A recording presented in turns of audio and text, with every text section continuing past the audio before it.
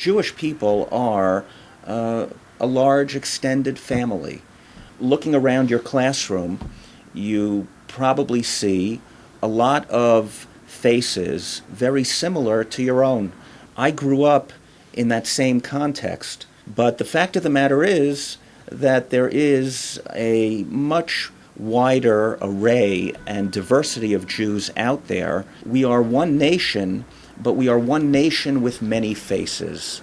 Shavei Israel, which is Hebrew for those who return to Israel, is an organization with the aim of finding and helping lost Jewish communities to reconnect with the state of Israel and the Jewish people. Over the past decade, we have brought more than 1,700 members of the B'nai Menashe from northeastern India, who are descendants of one of the 10 lost tribes of Israel, who were exiled from the land of Israel more than 27 centuries ago.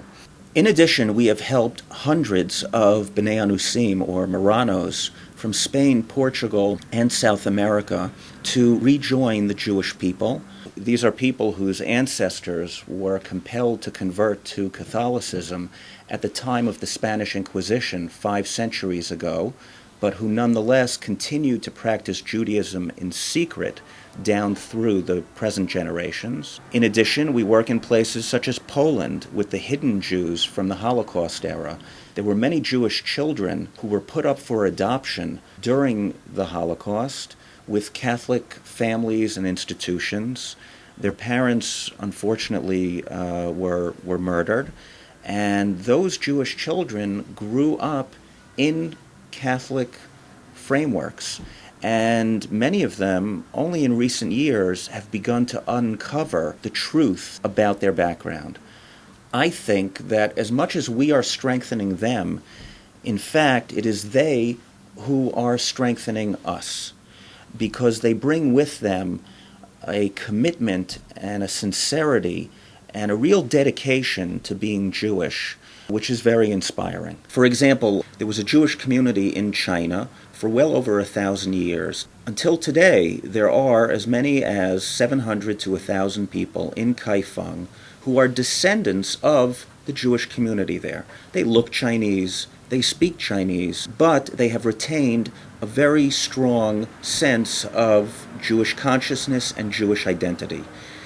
A few years ago, we were blessed to be able to bring on Aliyah 4 young women from that community. And then they went before the Beit Din, before the rabbinical court here in Jerusalem, to undergo a formal process of return to the Jewish people. And one of them was a woman named Jinjin. When the rabbis told her that she had been accepted back into the Jewish people, they asked her what Hebrew name she would like to take upon herself.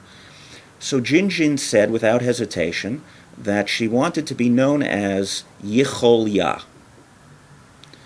And one of them asked her, "Where did you get such a name?" And she took out her Chinese Tanakh and began flipping the pages until she found a pasuk where it mentions that in fact the name of the mother of one of the kings of Israel was Yicholya.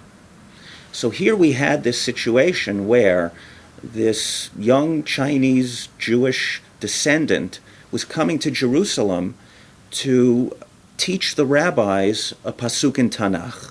And then Jinjin explained that ever since she was a young child, her father had always told her that the day would come when they would be able to return to the land of their ancestors, the land of Israel.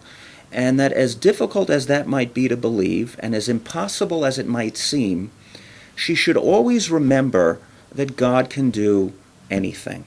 And Yicholya means God can in Hebrew.